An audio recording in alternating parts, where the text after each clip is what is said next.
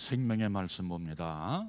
디모데 후서 4장 9절로 22절.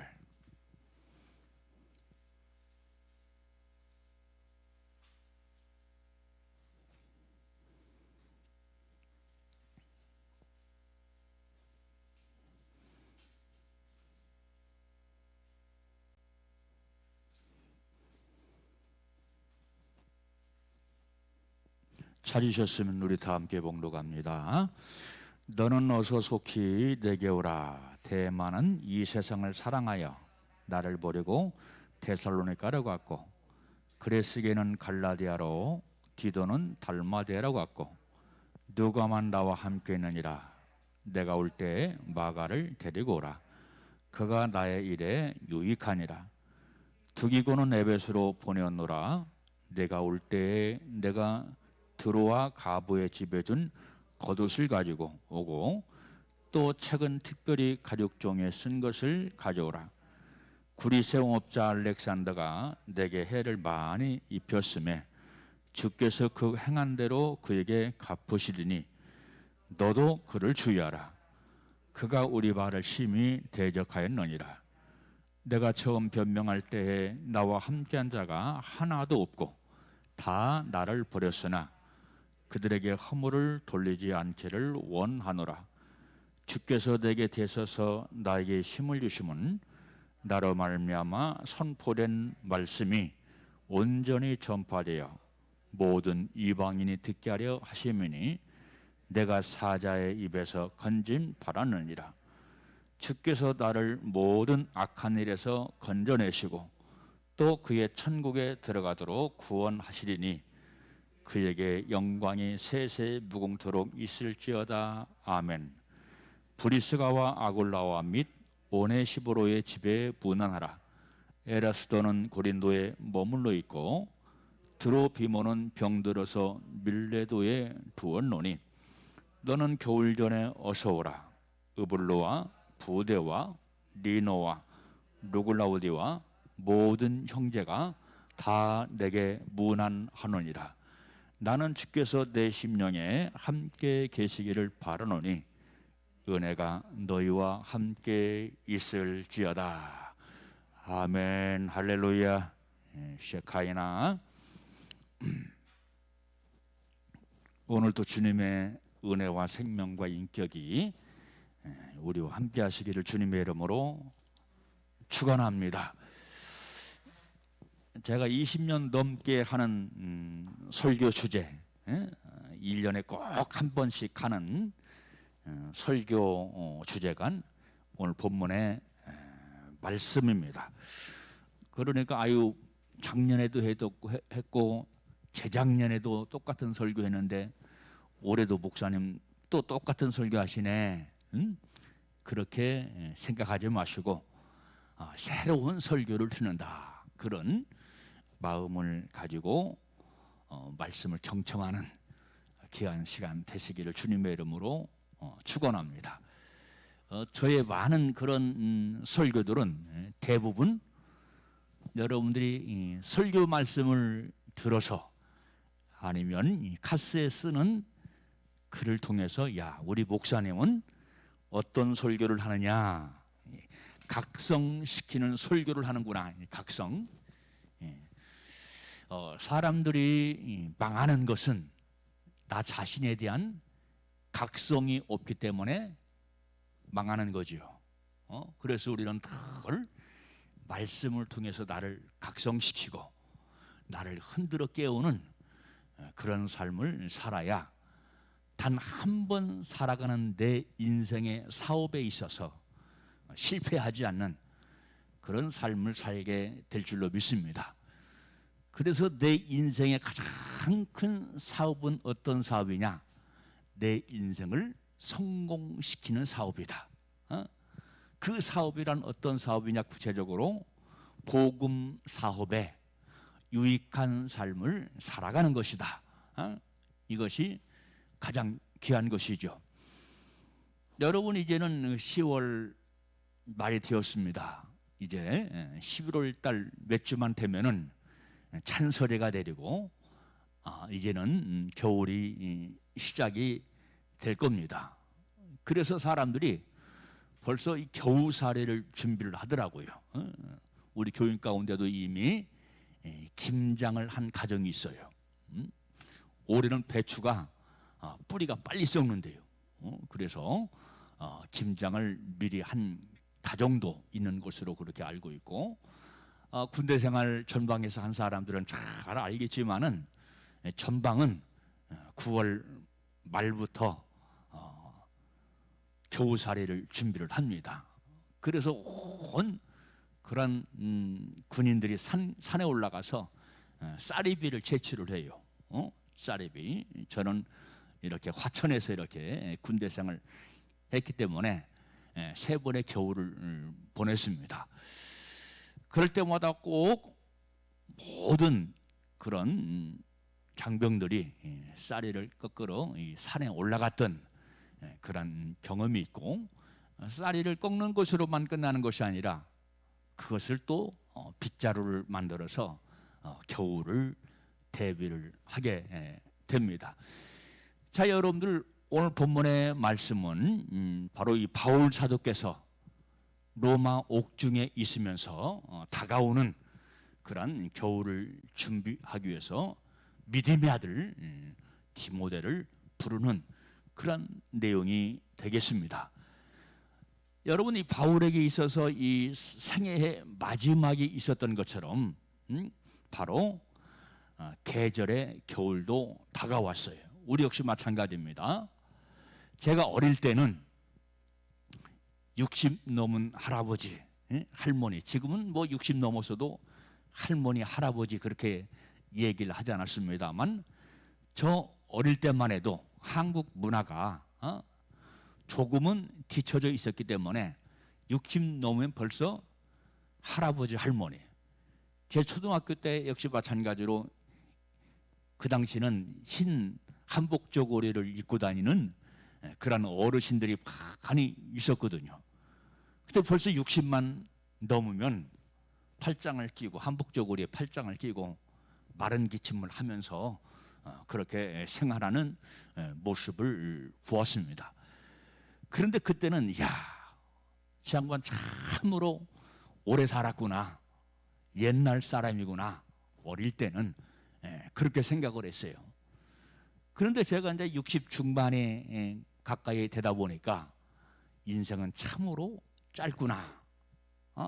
제가 경험했던 것을 바로 여러분들은 반드시 경험하게 될 것입니다.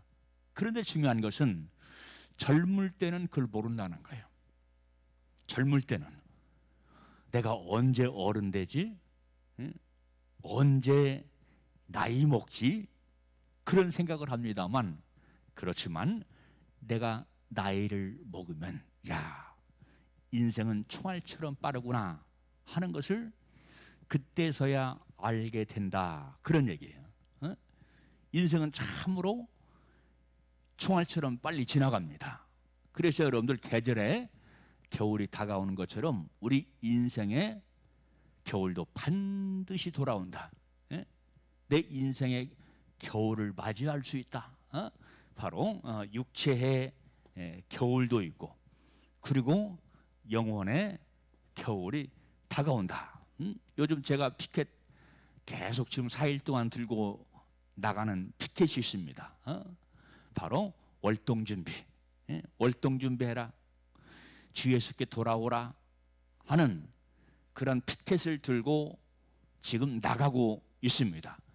도전을 받는 사람들은 깨달음이 있을 것이고, 욕하는 사람도 있을 것이고, 지금 코로나19로 지금 난리인데, 기회 때문에 난리인데, 피켓 들고 나온다고 지나가면서 욕하는 사람들 분명히 있을 겁니다.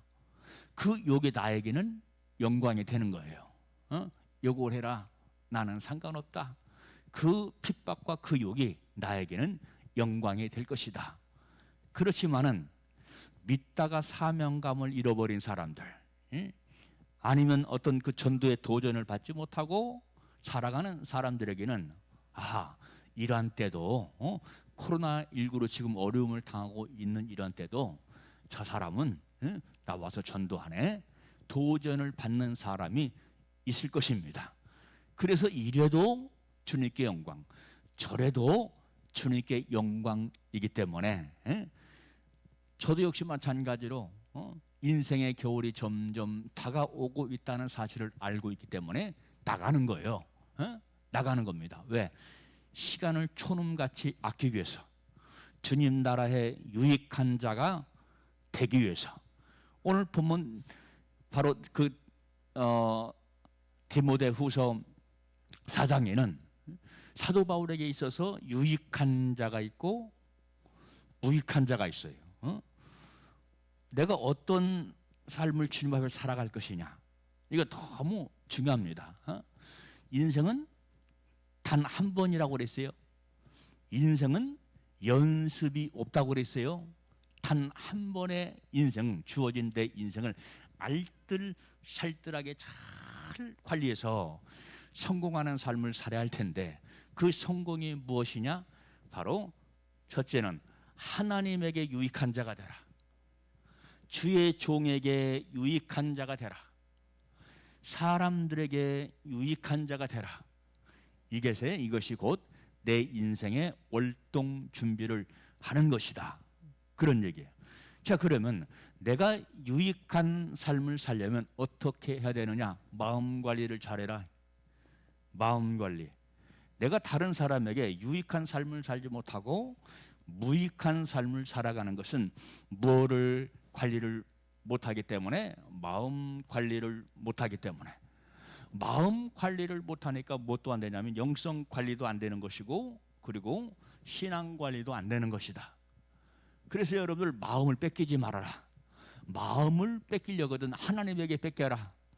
주님에게 마음을 뺏겨라. 성령님에게 마음을 뺏길지언정 어둠의 사탄 마귀 귀신에게 내 마음을 내어주면 내가 주님 나라에 결코 유익한 삶을 살아갈 수 없고 무익한 삶을 살아가게 된다, 그런 얘기예요. 그런데 여러분들, 우리가 중요한 것은 내가 과연 유익한 삶을 살고 있는지 무익한 삶을 살고 있는지 내 자신을 직시하지 못한다는 거예요. 바로 보지 못한다는 거예요. 과연 여러분들은 주님 앞에, 주님 나라에 유익한 삶을 살고 있습니까? 무익한 삶을 살고 있습니까? 주님뿐만 아니라 교회 안에, 그리고 이웃 주변 많은 사람들에게 과연 무익한 삶인가 유익한 삶을 살아가는가, 이것도 우리가 바로 스스로 진단해 봐야 될 줄로 믿습니다. 목사가 진단하면, 아니면 다른 사람이 나를 진단하면 기분 나쁘게 생각을 합니다. 그렇기 때문에 내가 나를 진단해야 돼요. 내가 나를 진단해야 됩니다. 그래서 나를 자꾸 변화시켜 나가고 나를 바로 세워나가서 결코 한 번밖에 주어지지 않은 인생을 실패자로 끝나는 것이 아니라 반드시 승리하는 그런 삶을 살아야 될 줄로 믿습니다. 오늘 본 말씀 보니까 사도 바울에게 뭐가 왔다고 그랬어요? 인생의 겨울이 다가왔다 그랬죠. 인생의 겨울이 다가왔다는 것은 이제는 순교할 때가 됐다, 그런 얘기예요. 순교할 때. 그러니까 사도 바울은 자기 인생의 마지막을 지금 예측하는 겁니다. 예측, 계산하고 사는 겁니다. 그래서 시편 90편 말씀 보니까 우리의 날을 계수하라, 그렇게 말씀했죠. 계수라고 하는 것은 무엇일까요? 계산해봐라, 그런 얘기예요. 계산해봐라. 50을 살았으면 내 인생의 남은 때가 얼마나 될까 계산해봐야 돼요. 60, 70, 80을 살았으면 역시 마찬가지로 내 인생의 삶을 계산해 봐야 됩니다. 왜? 마지막은 우리 인생의 겨울이 다가오기 때문에. 인생의 겨울. 겨울이라고 하는 것은 여러분들 모든 것이 다 얼어붙지요. 그렇죠? 기온이 낮아지지요. 열정이 식어지지요.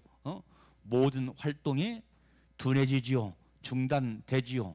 모든 것들이 둔해지지요. 이것이 겨울의 특징인 것처럼 바로 여러분들 우리 인생의 이 육체의 겨울이 오면은 움직이기 싫어요. 움직일 수가 없어요. 연세 드신 많은 분들은 보면은 교회에 나오고 싶어도 몸이 말을 듣지 않아요. 제가 목회를 해보니까 80 넘고 90이 넘은 그런 할머니, 할아버지 성도들은 나오고 싶어도 못 나오더라고. 다리에 관절염이 생겨서요. 허리가 아파서요. 몸이 병들어서요. 갈 수가 없어요. 그러더라고요. 그러니까 반드시 육체의 겨울이 오기 전에, 그리고 이 영혼의 겨울이 오기 전에 우리는 바로 믿음 생활에 최선을 다해서 정진하는 삶을 살아야 될 줄로 믿습니다.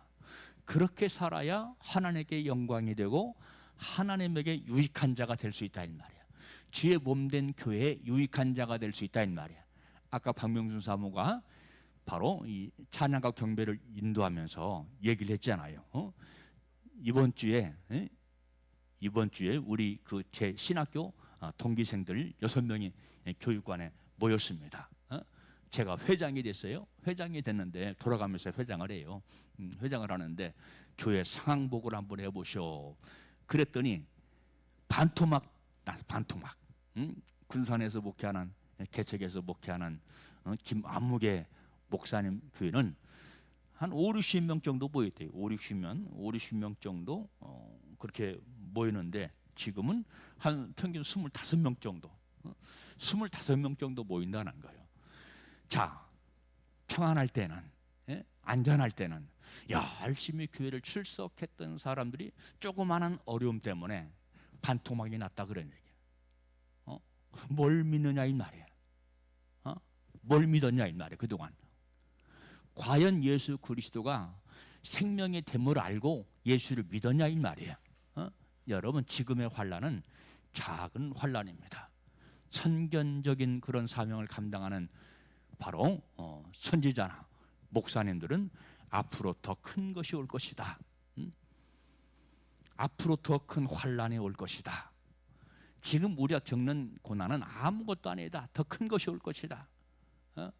그렇게 말해요. 그러니까 점점 알곡과 쭉정이가 정리되는 거예요. 여러분, 인생은 2번 죽지 않습니다. 한 번 죽습니다. 인생의 겨울을 1년에 한 번씩 돌아오는 것처럼 우리 인생의 이 육체의 겨울도 반드시 맞이하게 되는데, 죽으면 죽으리라, 죽으면 천국이고, 할렐루야, 그런 믿음의 자세를 가져야지. 바로 여러분들 이 코로나 정부에서 조작하고 하는 그런 코로나 때문에 거기에 속아서 넘어지고 실족하는 그런 연약한 자가 돼서는 결코 안 되겠다 이 말이야. 왜 이렇게 도청에는 코로나 환자가 하나도 없고, 시청에도 코로나 환자가 하나도 없고, 공무원들에게는 코로나 환자가 하나도 없는지 모르겠어요. 그런 생각을 안 해봅니까? 그게 다 백성과 국민을 기만하는 겁니다. 기만하는 거예요. 뻥튀기 하는 거예요. 못하게, 이 정부를 향해서 데모 못하게 하려고, 오인같이 못하게 하려고 뻥튀기를 한다 이 말이야. 정부의 그 기만에, 공무원들의 그 기만에 우리는 속아 넘어가지 말고 믿음으로 이러한 때일수록 나의 믿음이 주님이 이렇습니다 하는 믿음의 배짱과 용기를 가져서 하나님 나라에 무익한 자가 아니라 유익한 자가 되어져야 될 줄로 믿습니다. 이것이 월동준비요. 월동준비. 그래서 오늘 본 말씀 보면 사도 바울이 지금 로마 감옥에 갇혔어요. 이때는 겨울입니다. 겨울이 다가오기 직전이다 그런 얘기예요. 그런데 오늘 본 말씀 보니까 사도 바울에게 유익한 자가 있다고 그랬어요. 누가 유익하다고 그랬어요? 오늘 본 말씀 보니까 누가가 유익한 자다.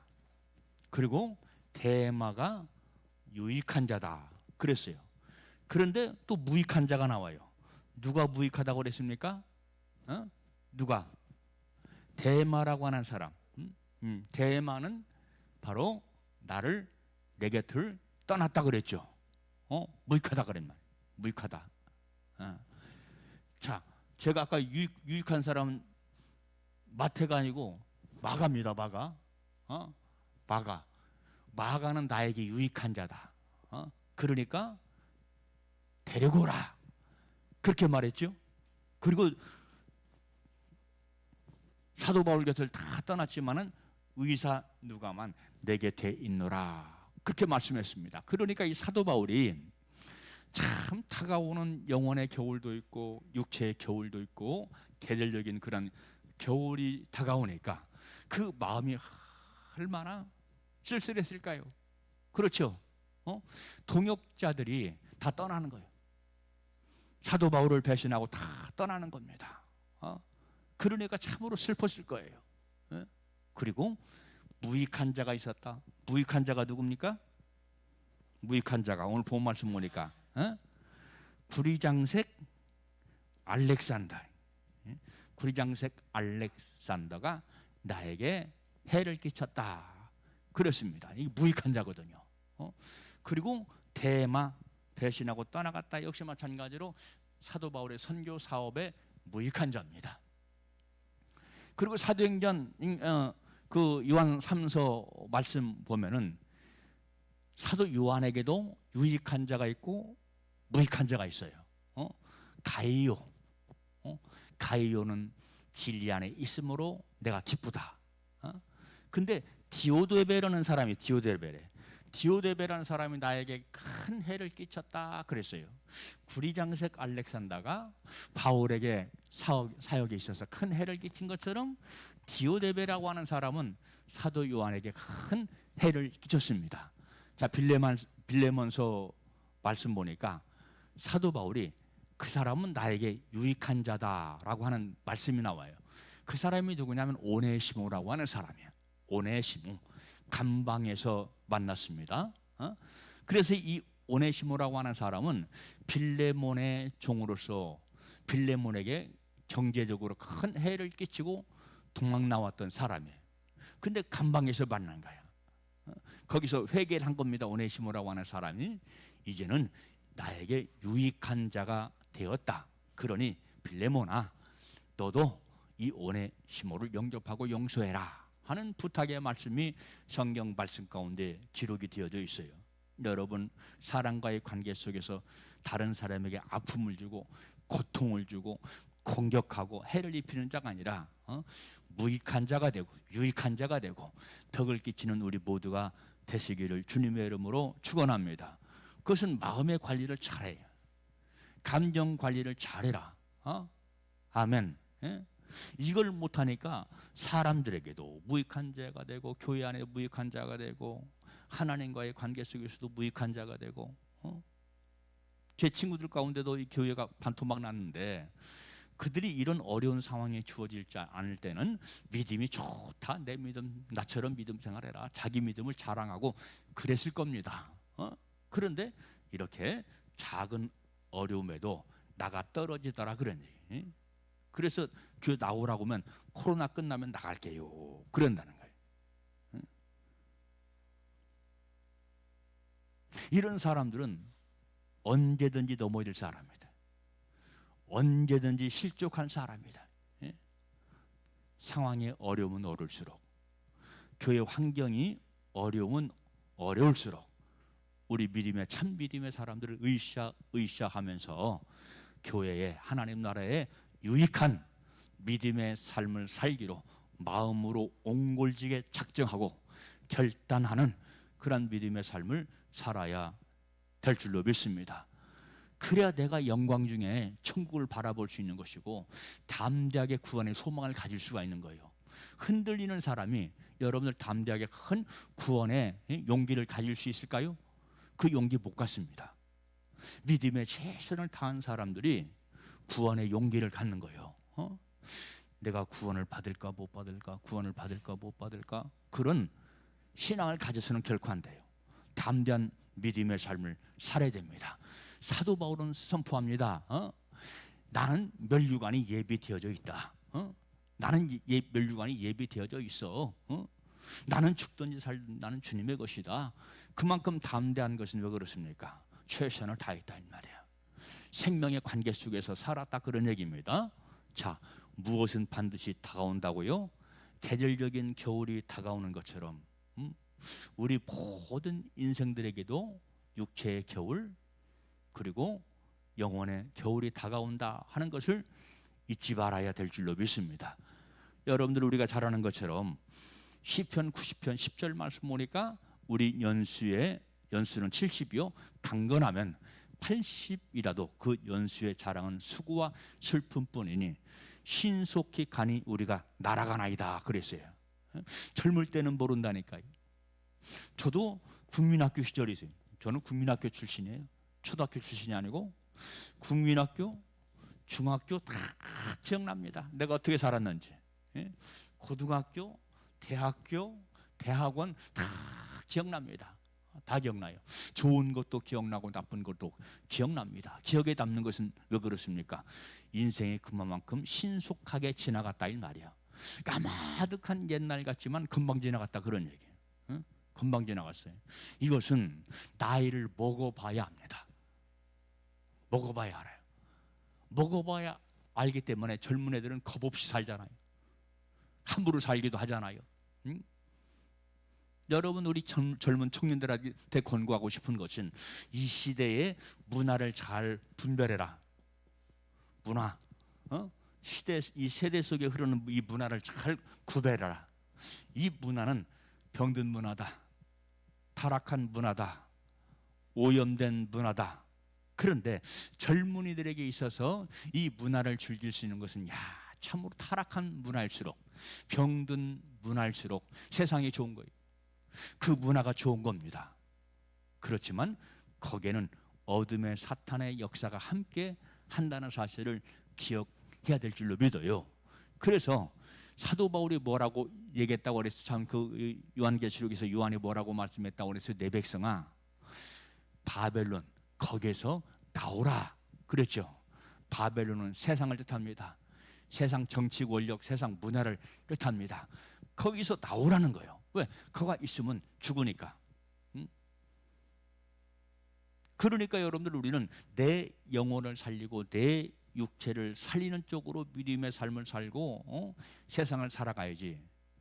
분간을 앞뒤를 분간 못해서 내 영혼을 죽이는 쪽으로 자꾸 그 무엇인가를 선택하면서 끌려가면 결코 안 되겠다 그런 얘기야. 그러니까 여러분들 철이 들자, 사람이 철이 들자 가만히 보면 곧 죽어. 철이 들자 죽습니다. 연세가 드신 사람들은 철이 들었어. 왜? 많은 것을 체험하고 많은 것을 경험했어. 무엇이 잘못됐고 무엇이 잘한 것이다 하는 기준이 생겼어요. 그래서 인생이라고 하는 것은 철이 들자 하나님 나라 가더라고요. 죽더라고요. 그러니까 우리 젊은이들은 빨리 철들여야 돼. 할렐루야. 빨리 철들여야 돼. 그래야 인생을 허비하지 않는다 이 말이야. 인생의 바른 삶을 살아갈 수 있다 그런 얘기죠. 성경은 우리 인생을 뭐라고 얘기합니까? 한마디로 말하면 성경은 우리 인생은 짧은 것이다.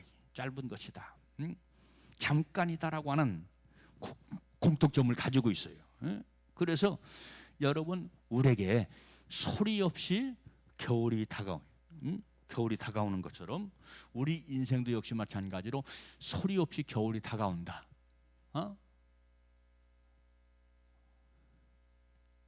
우리 인생은 내가 늙는 걸 모르고 늙어요. 모르고 늙습니다. 그런데 늙어서 젊은이로 돌아갈 수가 없어요. 젊은이로 돌아갈 수가 없어요. 나도 모르게 늙었어. 살다 보니까 늙었어. 열심히 살다 보니까 늙었어. 열심히 밥 먹고 살다 보니까 늙었다 이 말이야. 그런 게 우리 인생이에요. 그런 것처럼 겨울도 슬그머니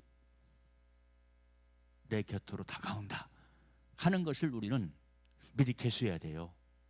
이게 지혜입니다. 예수 그리스도는 지혜라고 그랬죠. 우리는 지혜로운 삶을 살아야 됩니다. 그래서 예수가 지혜이기 때문에 예수에게 합당한 믿음의 삶을, 인생의 삶을 살아가야 돼요. 우리 하영이 가경에게, 제가 며칠 전에 생일이었잖아요. 우리 하영이 가경에게 말했어요. 아빠한테 아무것도 하지 마. 원치 않아. 쟤네들이 매년마다 금일공도 주고 막 맛있는 막 소고기도 사주고 막 그렇게 하거든요. 올해 그거 하지 마. 올해 그거 하지 마. 아빠에게 가장 큰 선물은 너희들이 하나님 제일주의로 사는 거야. 하나님 제일주의로 사는 것이 아빠에게 가장 큰 선물이고 가장 큰 기쁨이야. 그렇게 얘기를 했습니다. 하경이에게. 그게 진짜거든요. 진짜예요. 세상에서 아무리 잘나고 잘 성공했다고 할지라도 하나님과의 관계 속에서 이 관계가 삐뚤해져 버리면 그게 결코 성공하는 인생이 아닙니다. 영생을 잃어버리는 게 무슨 성공입니까? 천국을 잃어버리는 게 무슨 성공입니까? 주님 앞에 유익한 인생을 살지 못하고 무익한 삶을 살아가는 것이 그 인생이 무엇이 성공입니까? 여러분 대통령 됐기 때문에 성공입니까? 장관, 장군이 됐기 때문에 성공입니까? 아닙니다. 그렇게 정치 권력을 탐했던 그런 우리나라의 전직 대통령들 다 죽었어요. 그리고 지금 병들어 있어요.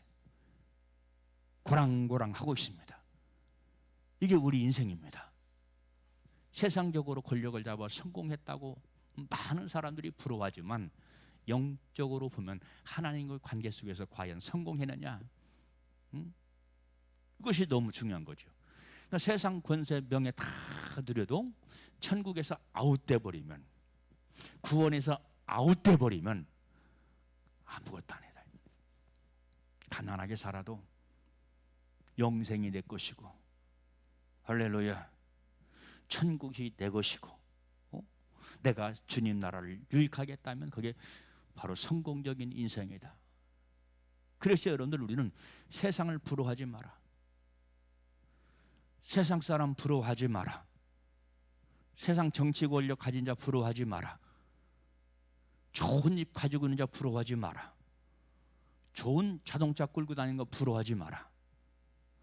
그것을 부러워한다는 것은 여러분들 마음속에 아직도 세상 것이 남아있다는 거예요. 그것이 붙잡고 있다는 겁니다. 내 정신을 붙잡고 있다는 겁니다. 우리가 뭐가 하나님의 백성으로, 하나님의 자녀로 뭐가 아쉬운 것이 있습니까? 뭐가 아쉬운 것이 있어요? 세상 사람 날 부러워 아니하여도 나도 역시 세상 사람 부럽지 않네. 이런 찬양이 실제로 내 고백이 돼야 돼요. 세상 것을 부러워하니까 이게 속에서 막 부러운 생각도 들고 시기 질투심도 들고, 다 거짓입니다. 그건 속임수입니다. 사탄의 속임수, 마귀의 속임수. 그러기 때문에 거기서 나오라는 거예요. 세상의 즐거움보다 하나님과의 관계의 즐거움이 더 크다. 이 기쁨과 이 즐거움은 영원한 것이다. 아멘. 땅의 것은 끝나버린다니까요. 권력을 잡았어도 대통령 4년 하면 끝나나니까요. 끝나는 것으로 끝나니까 백성들이 잡아 죽이려고 그러죠. 잘못했다고 잡아 죽이려고 그러죠. 그렇죠. 이게 세상 권력이에요. 그러니까 정신적인 스트레스 받아가지고 어떤 대통령은 자살하고 어떤 대통령은 총 맞아 죽고, 그런 게 우리 인생이야. 인생의 뒤끝이 그렇다 이 말이에요. 그러므로 우리는 반복되는 그런 얘기지만 단 한 번에 주어진 내 인생 성공시키세요. 그것은 복음 사업에 내 인생을 투자하는 겁니다. 하나님 나라의 복음 사업에. 할렐루야. 자, 그러면 우리 인생에게도 인생에 반드시 겨울이 있다는 사실을 알아야 되고, 그 겨울은 어떤 겨울이냐? 지식의 겨울이다. 지식의 겨울. 우리 어머니가 50대 후반 되니까 야, 이렇게 멍청해졌냐? 왜 기억이 약해졌냐? 그러시더라고요. 근데 제가 그래요. 생각이 잘 안 나요. 젊은 아이들 이름도 역시 번뜩 생각이 안 나요. 이름이 누구지? 아는데 생각이 안 나요. 이게 뭡니까? 지식의 겨울이 점점 다가오고 있다. 우리 어머니는 옛날 사람이지만 못하는 게 없어요.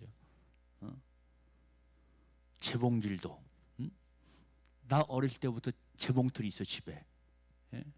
지금 생각해 보니까 미시비시 거예요. 미시비시 일제 재봉틀. 그 60년 전부터 재봉틀을 굴리신 거예요. 그래서 다 이렇게 자녀들 옷도 해 입히고 그렇습니다. 저 어릴 때는 어머니가 해준 옷, 누나들도 역시 마찬가지로 어머니가 해준 옷을 입고 다녔어요. 그것뿐입니까? 못하는 음식이 없어요. 못하는 음식이. 그러니까 여성들이 하는 음식은 다 하는 거예요. 옛날 양반들이. 한과 비과 그런 걸 다 만드셨어. 그런 걸 집에서 다 만들었어요. 뭐 식혜 이런 건 기본이고 수정과 이런 건 기본이고 여성들이 할 수 있는 그런 모든 것들은 다 했다. 튀겨가지고 그 뭐야 쌀가루 티밥 묻히는 게 그게 뭡니까? 산자죠. 유과 뭐 산자 그런 거 집에서 다 만드셨어. 그러면서 하시는 말씀이 아이고 실패했다. 나이 먹으니까 자꾸 실패한다. 기억력이 떨어지는 거예요. 김치 같은 것도 많이 해가지고 많이 했으니까 일꾼들이 많으니까 동네 사람들한테 줍니다. 50대 후반부터 그런 얘기를 하더라고요. 입맛이 틀려졌다. 간을 못 맞추겠다. 짜고 식고 꼴을 분별을 못하겠다. 그런 말씀을 하시더라고요. 그게 지식의 겨울입니다. 지식의 겨울. 여러분들도 그런 걸 느끼는 사람이 있을 것입니다. 지식의 겨울. 지식의 겨울이 반드시 오기 때문에 우리는 세상적인 지식보다 하나님 나라의 지식을 풍족히 내 영혼의 창고에 쌓아두는 삶을 살아야 되겠습니다. 아멘. 지식의 겨울이 와요. 그래서 성경책도 많이 읽어야 돼요. 성경책, 성경에 대한 지식. 근데 이 지식이 실제가 되어져야 됩니다. 실제가 안 되는 건 생명이 안 되는 거예요. 지식으로 끝나는 것이 있고 이것을 실제로 살아가는 사람이 있어요. 우리는 내 말씀의 지식, 신앙생활의 영성의 지식 이런 모든 것들을 실제로 만들어 가야 될 줄로 믿어요. 그래야 하나님 나라의 유익한 자가 될 수가 있습니다. 여러분들 주일 밤이면 우리가 요한계시록을 통독을 하고 그리고 박사함으로부터 성경 공부를 하죠. 지식으로 삼지 말고 주여 실제가 되게 하시니 감사합니다. 그래서 주님 나라와 교회 유익한 자가 되게 하옵소서. 그렇게 해야 될 줄로 믿어요. 아멘. 지식의 겨울이 온다 하는 사실을 우리는 기억을 해야 되겠고요. 또 뭐가 있느냐? 신앙생활의 겨울이 온다. 하루하루 즐기는 사이에 하나님은 내 영혼을 부르셔요. 내 영혼을. 누가복음 12장 19절 말씀 보니까 어리석은 부자가 있죠. 내 영혼이 오늘 저녁에 떠나가면 너 어떻게 될래? 그렇게 말씀하거든요. 그러니까 신앙생활의 겨울도 오기 때문에 쇠약한 몸도 오기 때문에 신앙의 열정이 떨어지는 때가 오기 때문에 우리는 열심히 주님 앞에 쌓아놓을 걸 쌓아놔라. 요셉이 7년 흉년을 대비해서 뭘 쌓았어요? 창고에 7년 동안 먹을 곡식을 많이 쌓아두었지요. 그런 것처럼 우리 역시 마찬가지로 젊을 때일수록 생생할 때일수록 믿음 생활 할 수 있는 때일수록 하나님의 창고 내 영혼의 심령의 창고에 주님의 생명을 자꾸 쌓고 쌓는 삶을 살아야 되겠습니다. 아멘. 그래서 제가 자꾸 은혜만 강조하는 것이 아니라 생명을 강조하는 거예요. 영혼의 각성의 메시지를 씁니다. 제가 쓰는 거의 대부분의 메시지는 영혼을 각성시키는 겁니다. 영혼을 각성시키는 거예요. 그래야 사니까. 그래야. 우리 인간은 똑똑한 것 같지만 시간이 지나면 금방 내 각성했던 것을 잃어버려요. 나태해지고 태만해집니다. 그러니까 계속해서 각성을 시키는 거예요. 아멘. 각성을 시켜서 나쁠 것 없다. 왜? 내가 사니까. 내가 사니까. 그래서 나도 각성하고 그 글을 읽고 말씀을 듣는 자도 각성을 하고 그래야 돼요. 그래서 바로 오늘 본문 사도 바울은 순교의 날이 가까이 다가오고 있다 하는 것을 알았습니다. 즉 신앙의 겨울이 다가오고 있다 하는 것을 알고 있는 거예요. 자, 지혜자의 마음은 어디 있습니까? 잔치집에 있는 것이 아니고 추상집에 있다고 그랬죠. 추상집에 있다고 그랬어요. 이게 지혜자입니다. 그러니까 우리 역시 마찬가지로 세상을 막 잔치하면서 사는 것도 물론 중요하지만 그렇게 살지 말고 언젠가는 주님 앞에 선다. 두렵고 떨리는 마음으로 주님을 기쁘게 하고 즐겁게 하는 믿음의 삶을 살아야 될 줄로 믿습니다.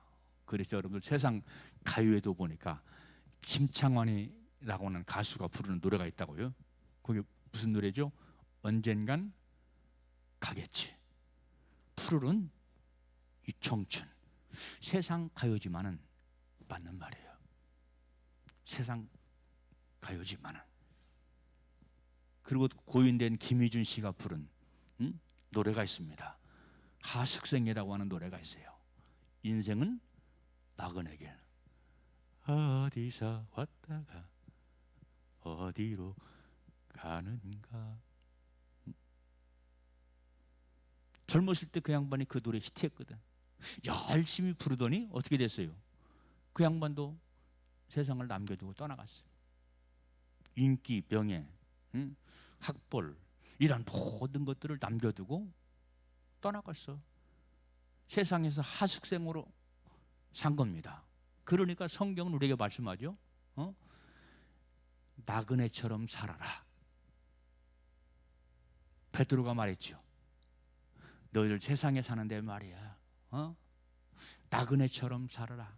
나그네처럼 언젠가는 우리가 천성을 향해 가게 된다 하는 그런 말씀이 있어요.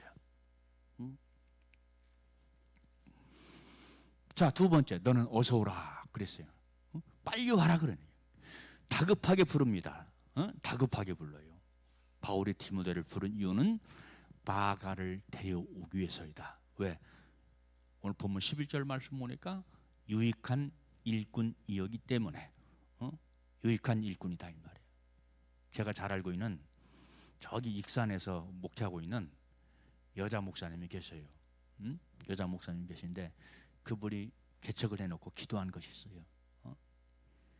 양은 보내주시고 염소는 왔다가도 가게 해주세요.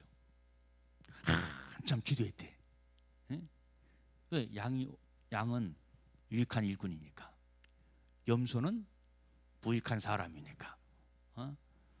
한번 믿음의 삶을 살 때 누구에게 유익한 자가 되자? 하나님에게 유익한 자가 되자. 주의 종에게 유익한 자가 되자. 할렐루야. 그리고 사람들에게 유익한 자가 되자. 아멘. 다른 사람에게 아픔을 주지 말라고 그랬어요. 고통을 주지 말라고 그랬어요. 그건 내가 쓰임받는 겁니다. 내가 어둠의 영에게 쓰임받는 거예요. 결코 주여 모든 사람들에게 유익한 자로 살게 하시고 그 사람을 살리는 자로 살게 하시고, 아멘. 살리는 자로 살게 하시고. 단 한 번 사는데 인생 멋지게 살아야죠.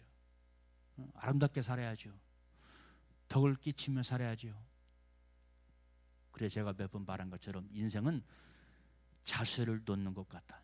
시집을 가기 위해서 준비하는 처녀가 신랑을 위해서 아름다운 가정을 세우기 위해서 자수를 정성껏 뜨지요. 구정뜨개 실도 열심히 뜨지요. 그런 것처럼 내 인생을 그렇게 살라 그러니 코가 빠지면 안 돼요. 제 둘째 누님이 편물을 했어요. 편물이 뭔지 알죠? 싹 그 가게를 다녔어. 그 누님은 편물도 지금 73인데 72인가 73, 나이도 헷갈리네. 72인가 기억력이 떨어진다니까. 편물을 잘 할 뿐만 아니라 그리고 뜨개질을 못하는 게 없어요. 뜨개질을.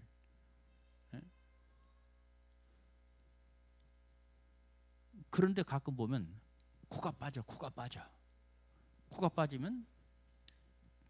뜨개 그 바늘로 이렇게 쏙 빠진 데를 정리를 하더라고요. 여러분, 우리는 내 인생에 코를 빠뜨리는 자가 되면 안 돼요. 코 빠뜨리는 자가 되면 안 됩니다. 지금부터라도 늦지 않았습니다. 아멘. 그리고 겨울 지낼 외투를 가져오라. 너무 춥거든요. 너무너무 추워요. 외투를 가져오라. 왜? 그거 뒤집어 쓰고 성경 읽고, 그거 뒤집어 쓰고 기도하고, 그거 뒤집어 쓰고 찬송하고. 할렐루야. 여러분들도 외투를 준비하세요. 우리 양미란 집사님 매일 교회 와서 기도해요. 외투 준비하세요. 외투가 있어야 돼요. 집에서도 역시 마찬가지예요. 외투가 있어야 돼요. 외투가. 성경책을 가져와라. 성경을 읽고 묵상하겠다는 거지. 그리고 겨울 전에 빨리 와라. 왜? 지중해 겨울은 혹독합니다. 배를 타고 와야 되거든요. 얼어붙기 전에 빨리 와라. 얼어붙기 전에. 내 마음이 얼어붙기 전에, 내 육체가 얼어붙기 전에, 내 신앙이 얼어붙기 전에 우리는 믿음의 삶을 차곡차곡 살아야 될 줄로 믿습니다. 자, 말씀에 대한 결론이에요. 겨울을 맞는 우리의 자세. 한 달 후면 이제 겨울이 온다고 그랬어요. 우리는 겨우살이를 준비해야 돼요. 아멘. 바울의 입장에서, 오늘 본문의 바울의 입장에서 겨울을 준비해야 될 줄로 믿습니다. 마가의 입장에서 겨울을 준비해야 될 줄로 믿습니다. 거기에 뭡니까? 유익한 삶을 사는 거예요. 하나님의 종에게 유익한 삶을 살아가는 겁니다. 하나님 나라의 유익한 삶을 살아가는 겁니다. 그리고 디모데의 입장에서 바로 찾는 자에게, 나를 찾는 자에게 속히 가는 것이, 순종하여 속히 가는 것이 겨울을 준비하는 거예요. 여러분, 겨울을 어떻게 준비할까요? 순종하시기 바랍니다. 믿습니다 하면서 순종이 안 되는 사람들이 있어요. 정말로 순종이 안 되는 사람이 있어요. 내 오염된 그 마음, 감정, 이것에 붙잡혀가지고 나 믿어 하는데 순종이 안 돼. 순종이 안 됐다는 것은 실제가 없다는 겁니다. 생명이 안 됐다는 겁니다. 순종을 기뻐하는 우리 모두가 되셔서 우리의 인생의 겨울, 육체의 겨울, 영혼의 겨울, 신앙의 겨울을 알뜰살뜰하게 준비하고 예비하는 우리 모두가 되시기를 주님의 이름으로 축원합니다. 살아계신 아버지 감사합니다. 오늘 또